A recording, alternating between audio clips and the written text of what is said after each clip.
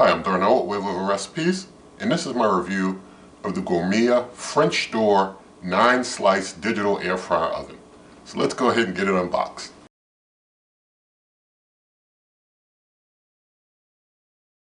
Alright, so this is a pretty big one with some things going on, so let's check out what it came with. It comes with a big wire rack, a big bake pan, a big air fry rack, and a big drip pan that will get inserted in a moment.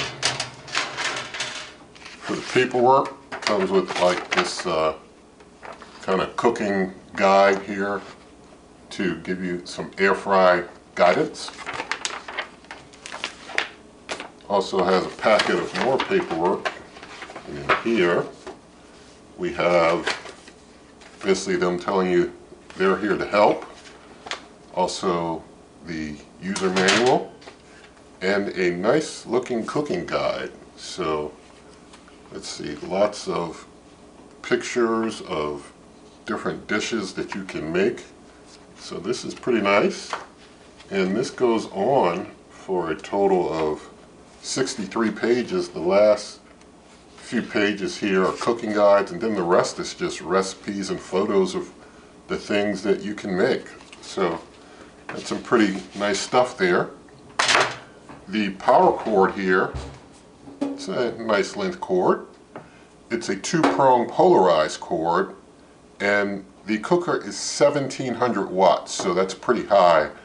And so you don't want to have anything else really on the same circuit with this, or you're likely to blow the circuit potentially. And this cooker has 12 cooking functions. And the temperature ranges for this cooker are 90 degrees Fahrenheit to 450 degrees Fahrenheit. So you can do everything from proof all the way up through dehydration and such, through baking, all the way up to hot air frying. The time ranges are between 1 minute to 72 hours, so you can do some long dehydration if you need to. And I'm not certain of the dimensions, but I'll do some independent measurements later. They do say to leave 4 inches of space all around, top, sides, all around, leave 4 inches of space. And it's a large capacity air fryer oven, so they say that it can fit a 13-inch pizza, 9 slices of bread, or a whole chicken. And the single pull French doors allow you to basically just pull one door and both doors will open for you. And they say that it is made of stainless steel. I'm not certain of the weight, but just kind of grabbing it, it's not super heavy. It's not too heavy. I mean, you know, someone who's really weak isn't going to be able to pull it up, but I wouldn't say that it doesn't feel as heavy as the Ninja Prestige, I'd say that. They say that you should not use aerosol, canned aerosol type oil sprayers with this cooker. You should use like a mister type sprayer, or like I use a hand pump oil sprayer. You want to use something like that, not the canned aerosol stuff, because things in there don't work out as well in this type of cooker. And they also say that you should never line the crumb tray or the oven walls with foil or parchment paper. Not foil or parchment paper. Don't line the crumb tray or the walls of the cooker with that.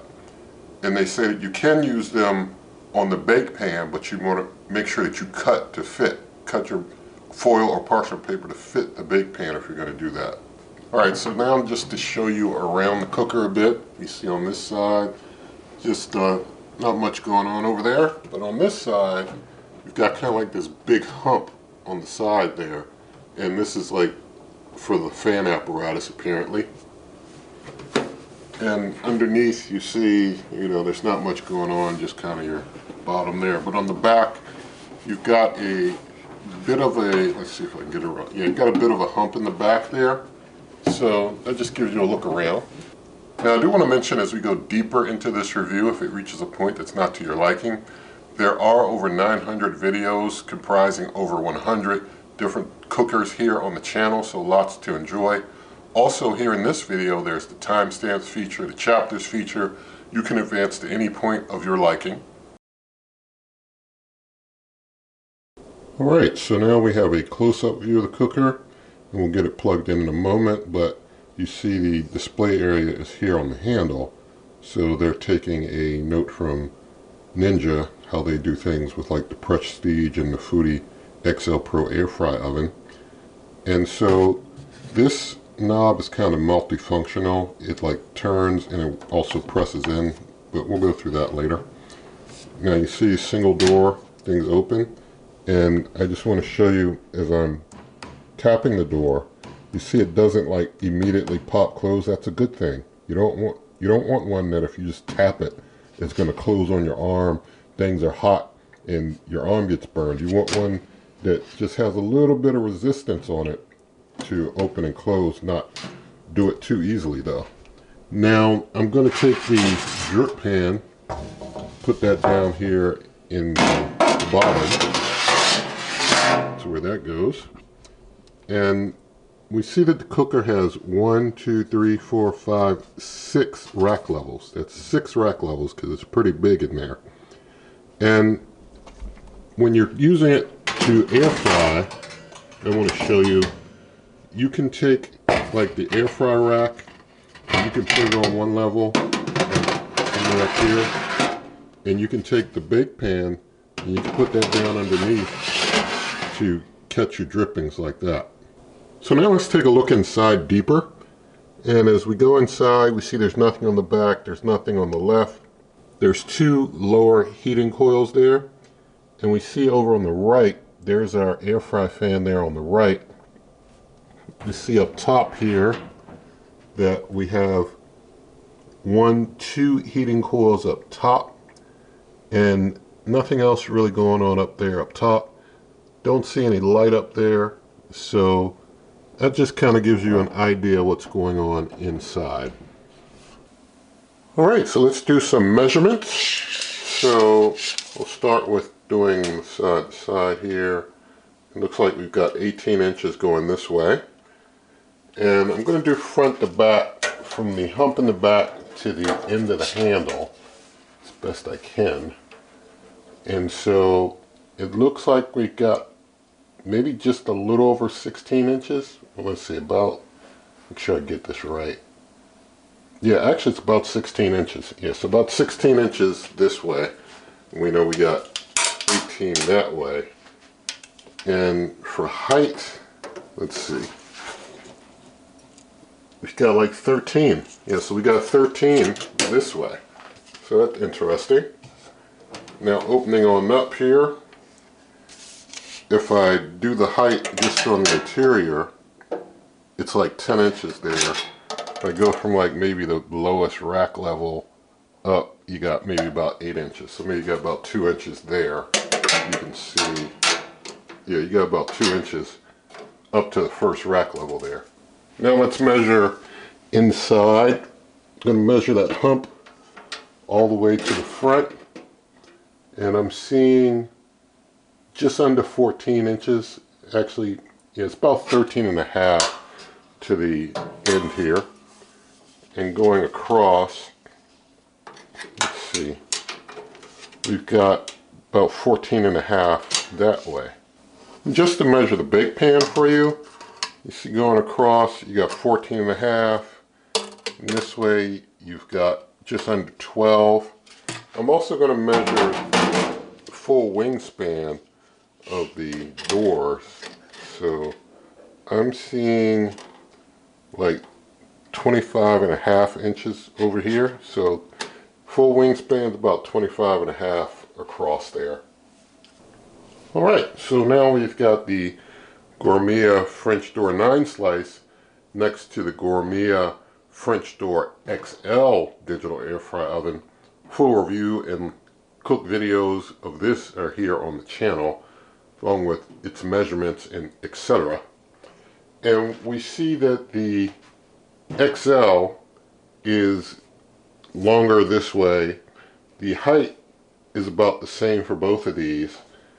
When I look inside, the interior height is a little higher for the XL. The XL's just got a little bit more on top. And I guess if I measure the interior length here, I've got, 14 and a half there. On the XL, I've got almost 16 inches. So the XL is just a little bigger than the 9 slice. And, even though it's got this display on the side, it's still just bigger as far as longer. It's a little taller inside. Also, it's got a much larger hump in the back on that XL. So the XL is the largest, still in every dimension, while this 9 slice comes in just a little bit below it. Alright, so now we've got the Gourmia 9 slice next to the Ninja Prestige air fryer oven, and full review of this is also here on the channel.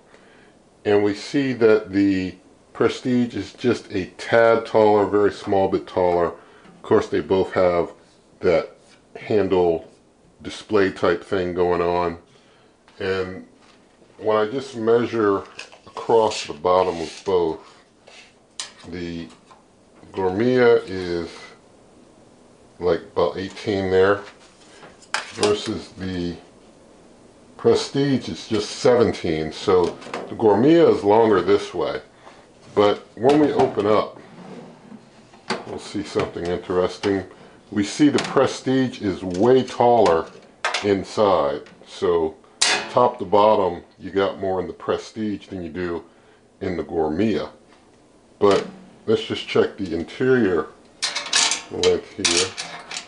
We've got the 14 and a half on the Gourmia, whereas on the Prestige, let's see if we can do that here, we got about 14 and a half. So we have about the same going across, but the height is taller on the Prestige.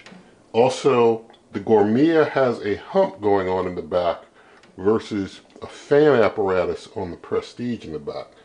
So when I go front to back in the Prestige, I'm getting under 14 inches, about 13 and a half, versus when I do the same on the Prestige, and I'm like bumping into the fan apparatus, I've got just about 13 inches, maybe a touch less. So there's more front to back here, there's more side to side here, but there's less height.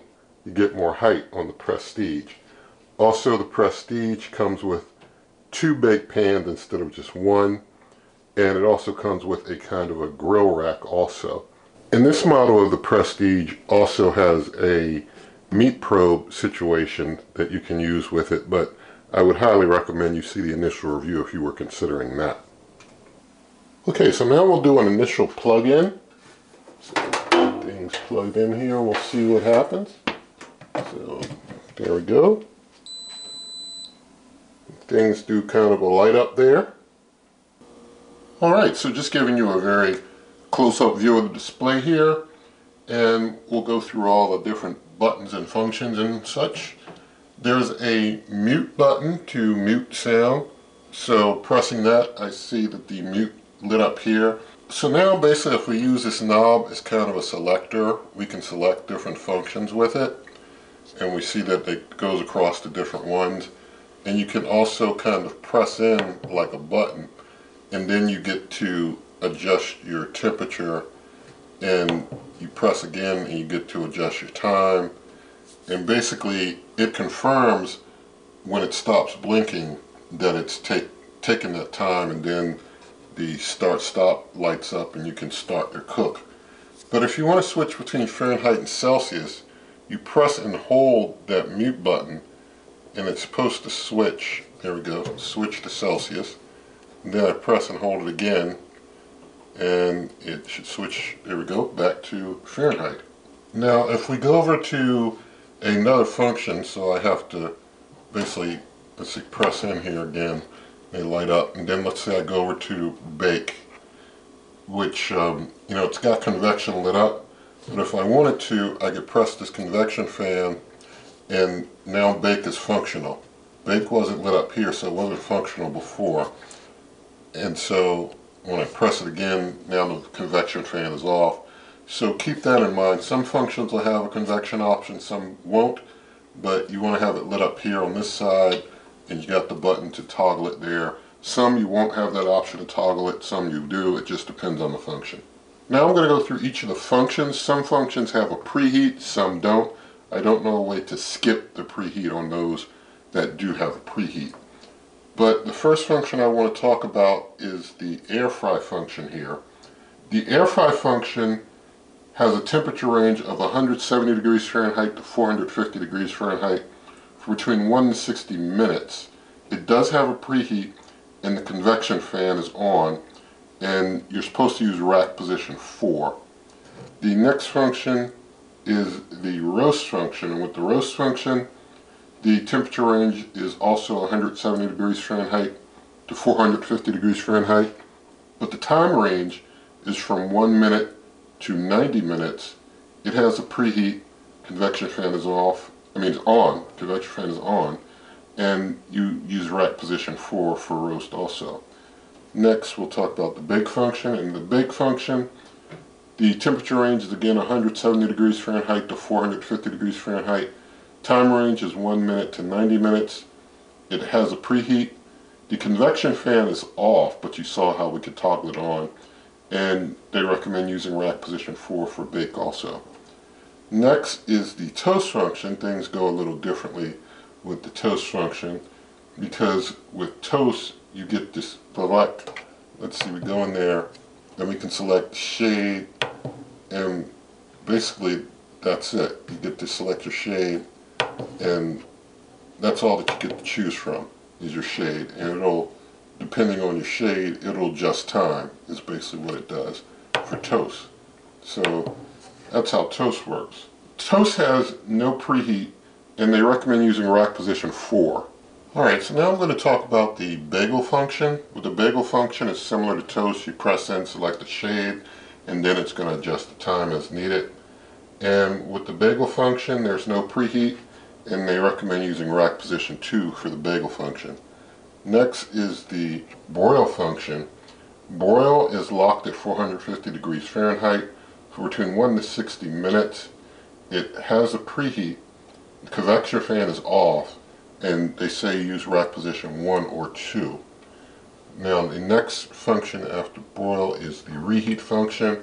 And reheat you can do between 170 degrees Fahrenheit to 450 degrees Fahrenheit, between 1 to 60 minutes. It has a preheat. The convection fan is on, and they say use rack position 4 for reheat. Next is the keep warm function. So there we have keep warm. And keep warm is between 90 degrees Fahrenheit to 200 degrees Fahrenheit for up to 4 hours. There's no preheat. Convection fan is off. Rack positions 3 or 4 are to be used. Next is the popcorn function, because you can do popcorn in this cooker, and the temperature ranges are 300 degrees Fahrenheit to 450 degrees Fahrenheit for between 1 to 15 minutes. It has a preheat, convection fan is on, and you use rack position 6, that's down bottom there, for the popcorn function. Next is the slow cook function, and with the slow cook function, it basically has a low, and the low setting is 90 degrees Fahrenheit. It also has a high setting, which is 250 degrees Fahrenheit. And you can do between 15 minutes to 12 hours. There's no preheat, convection fan is on, and you use rack position 6, the lowest rack level for that. Next is the proof function, and with proof you can do between 90 degrees Fahrenheit to 100 degrees Fahrenheit, between 1 minute to 4 hours. It has a preheat, convection fan is off, and rack position 5. Next is the dehydrate function, and with the dehydrate function it's between 90 degrees Fahrenheit to 170 degrees Fahrenheit, and you go from 30 minutes to 72 hours. There's no preheat, convection fan is on, and you use rack position 4. So that covers all of the functions here. As I mentioned earlier, there is no light. Alright, so now I'm going to do a temperature test. I've got a ambient probe there on the rack, and Just going to close up, and we've got the readout here for the temperature. And to wake it up, you just press the button there and things come on.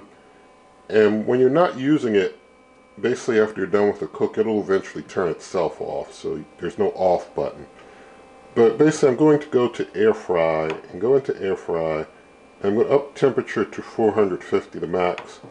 Time I'm going to up to 30 minutes.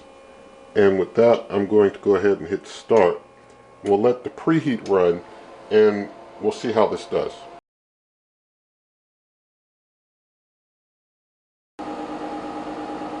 Alright, so it's time to add food. The preheat ended, and I guess because I have things muted, it didn't make any sound at all. Now, when it says add food, you have to basically add right away, because after some seconds it's going to just run right into its countdown.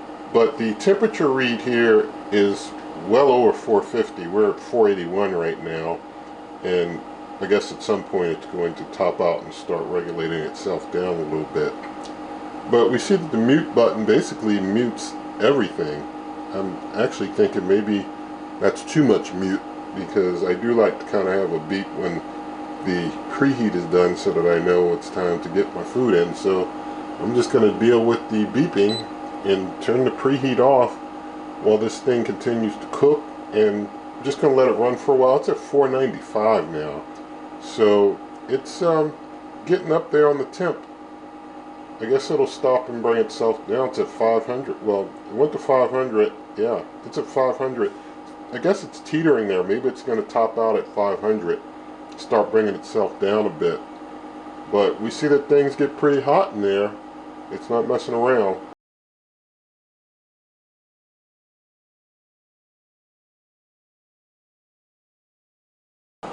Alright, so now I'm going to do a sound decibel check.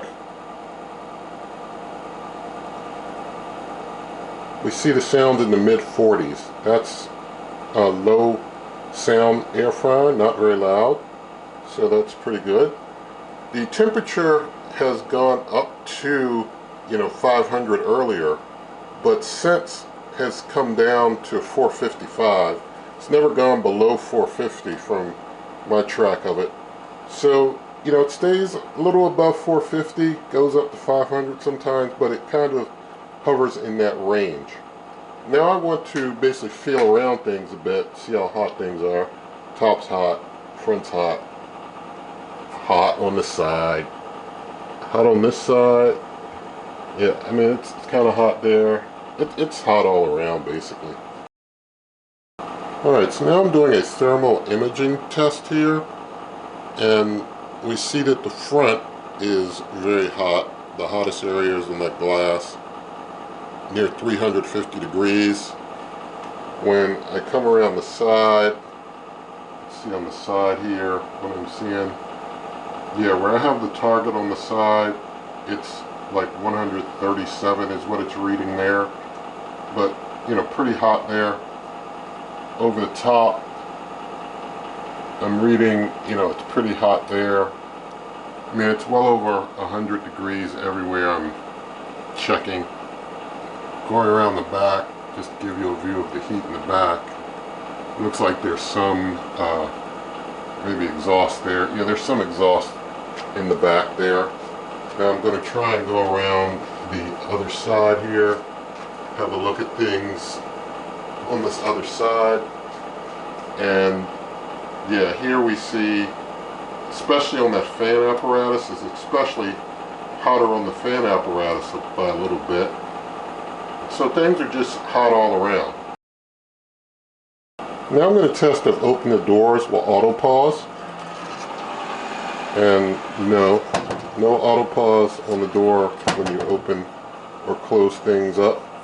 And so now I'm going to test making changes on the fly. So yes, I press in and I can adjust the temperature. I can adjust the time up if I want to.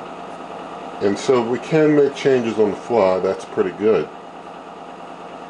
I also want to show you with the start stop button, it doesn't really have a pause, but it does have a means if you press start stop really fast, it'll go back to its countdown where it was, but if you press start stop after 3 seconds, it's going to just end the cook.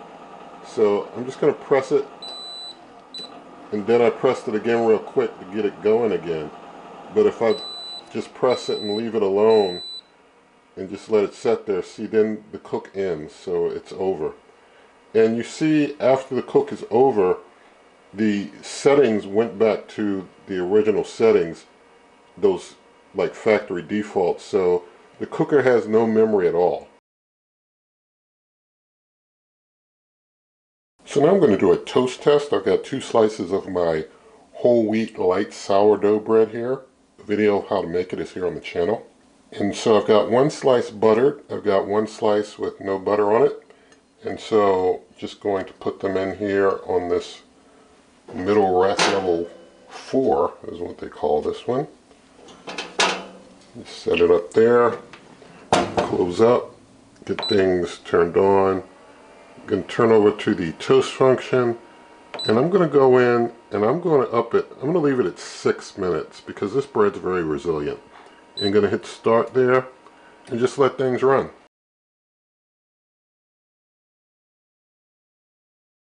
Alright, so the cook has come to an end. Not too much beeping now that I got beeping on. And the cooker was warm already from doing like a burn off. So things were already warm in there before I started toasting the bread. But we see that the bread, the unbuttered slice, you know, has some toasting there. As I said, this is a very resilient bread, so it would have done a much darker job on the store stuff. On the back, not much toasting on the back. Recognize that. Not much toasting on the back. But a lot on top, so that's interesting. And the buttered slice, we got some good melting of the butter and toasting. The back, you just got the soak through. So it is able to do toast, but it does do more on the top than on the bottom. Okay, so now I've got a cast iron pan with my chocolate peanut butter oat bar batter here. I'll flash the recipe on the screen. There's a video here on the channel of all the steps because it's a lot more than just throwing all this in a pan to get it to this point. But what I'm going to do, I'm going to just let it set up here for a moment while I get things preheated in there. So I'm just going to turn it on. You're not supposed to put anything on top of the cooker, but you know, it's a cast iron pan, I think we'll be okay. So going over to the bake function, and I'm going to take it up to 350. And well, I didn't want to start. Sorry. I wanted to do 350 in 20 minutes instead of 30. I guess I could have just let it go as is and let it do its preheat thing. But with that, I'm going to hit start. Let the preheat run. It's kind of a little warm in there, but we'll just let it preheat, and then we'll get the pan in. And having the pan up here getting a little warm, it'll just kind of help it to acclimate to what things are going into. Anyway.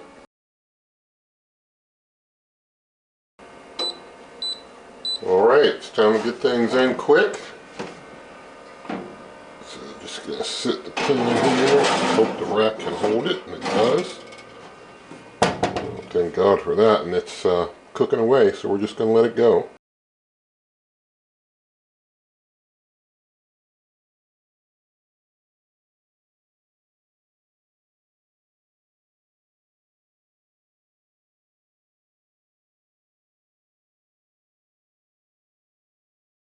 Alright, so the time is up. Just going to check how things are looking in here.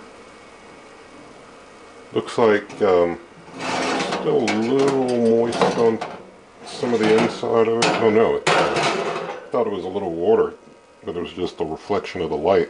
But you see it's done, and it's all cooked well. So, did a good job on the oat bars. Alright, so now I'm going to do a popcorn test. Basically, you're supposed to use a half a cup of popcorn kernels. I've got maybe a little less than that because that's what I had on hand. But basically, you put it in the bake pan, you take the air fryer rack and you kind of use this as cover for when things are popping, they won't, you know, fly away. But we got to get things preheated first. So I'm just going to set them up here for the moment and start the preheating. And so we're going to turn over to the popcorn function, and it defaults to 406 minutes. I'll run with that. Hit start. Let it run through its preheat, and then we'll get it on in. Alright, it's time to get things in. So you put it on the lowest rack level. Alright, close up, and we'll see what happens.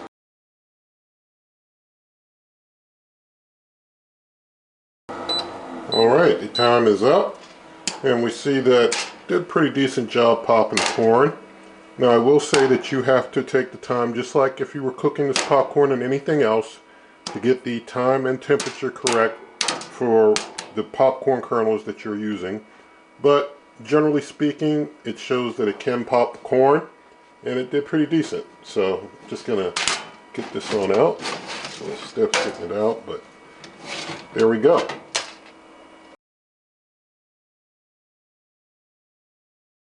Now I'm going to do an air fry test. I've got a frozen cod fillet here.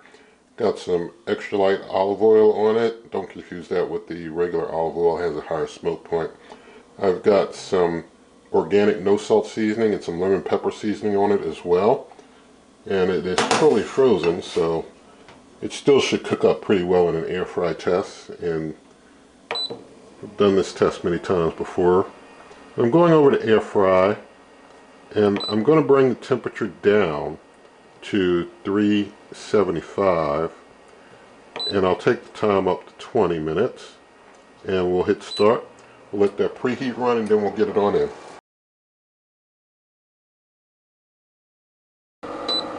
Alright, time to get things on in. Get up here, get my fish, getting this out. You see I've got the bake pan underneath there to catch the drippings. We'll let things cook for a while.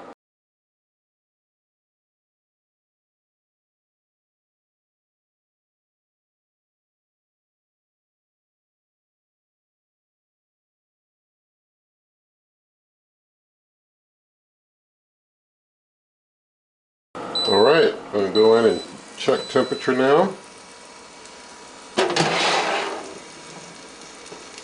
We are in the 90s, so I'm thinking, well, yeah, we're underdone for sure.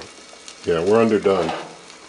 So I'm going to have to flip things, and I guess, you know, when you're air frying, you may want to just, you know, plan to cook things halfway so you can get in easy and flip, and then cook them again on the other side. So let me let's see, air fry. We'll take this down to, whoops, let me get back to air fry. Take it down to 375 again. Give it another, I'm just going to go 10. If I go a little over, that's okay. Well, it's doing a preheat too, but we'll just let it go, and we'll see what we get.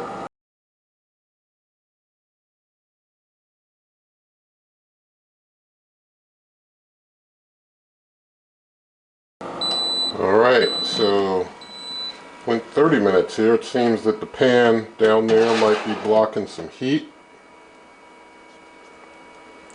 And now we're at like 130s. Wow, this is taking a while. We're in the 140s. This is taking a while. This is longer than I would expect, for sure. Longer than I would expect. So we have to add more time, and I don't want to hit it too hard. But let's leave it at 375. We'll give it another 5 minutes, and we'll see what happens. See if it can get the other 5 degrees. I do not feel carryover would get it there, and I don't really use carryover anyway. So we'll see what happens. Alright, things are starting to produce a little bit of smoke in there, and I think it's just because the stuff that's been hitting the pan has been cooking for so long at this point. There's no smoke coming out, but I just kind of see it building up just a little in there. And I think it's probably got that 5 degrees by now, so I'm just going to stop. I'm going to check it again.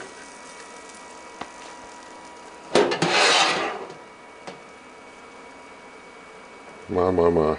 It's still not there. It is still, yeah, it's 145 in there. Let me check in there. Yeah, let me check down in here. Okay, we got it. Yeah, I think maybe I just didn't have it in well on that first shot, but I think we're good now. So it's able to do your air fry, but it does come a little softer than some other cookers on that air fry.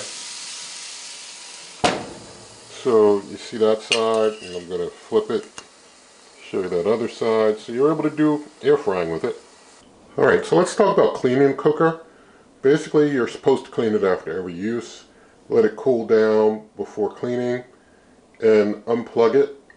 Never immerse the main unit in water, of course. And they say that the air fry basket, oven rack, and the baking pan are top rack dishwasher safe. And basically you want to use like a warm soapy dish rag to clean things, a wet one to, remove the soap and then dry things off. And don't use anything abrasive. And the manual says something in error that I'll talk to you about in a quick moment. Alright, I want to show you this from the manual. So basically here on the manual, in the cleaning section, let me see if I can get some light on it for you to see it really well.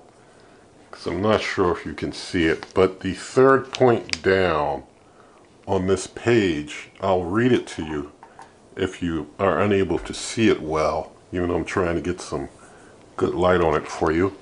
But basically it says, clean the probe with a damp cloth or non-abrasive sponge. Clean the probe. There is no probe because this cooker doesn't come with a meat probe. So what does that mean? Well, it means either they just made an error from maybe copy pasting from somewhere, but I suspect, just my suspicion, and this is the manual for the unit here, it's just my suspicion that maybe they have another unit coming that'll have a meat probe. And I wouldn't be surprised if a place like Costco, who is currently selling a form of the Gourmia French Door air fryer oven, not this one, they're selling a different form of it, but theirs has a meat probe and they're selling it. Now I wouldn't be surprised if Costco comes up with that one. Just my personal suspicions. I have no attachments to any of these folks, so I'm just speculating. But let's talk about the warranty. The cooker comes with a 1-year warranty. That's basically the Gourmia standard. And so basically there's nothing in this video sponsored, nothing given to me. I prefer to keep my space. And so you can always check out my blog, superwaveovenrecipes.com. That's superwaveovenrecipes.com. And also in the video description are lots of ways to help the channel, such as my cookbook, merch, membership, donations, link to the Amazon shop where you pay the same price, help the channel. Also buy me a coffee there if I didn't say that already. So there's lots of ways to help out. And so with all of that said, if you liked the video, please give it a thumbs up, share the video with a friend, leave your comments, subscribe, hit that notification icon, and good eating.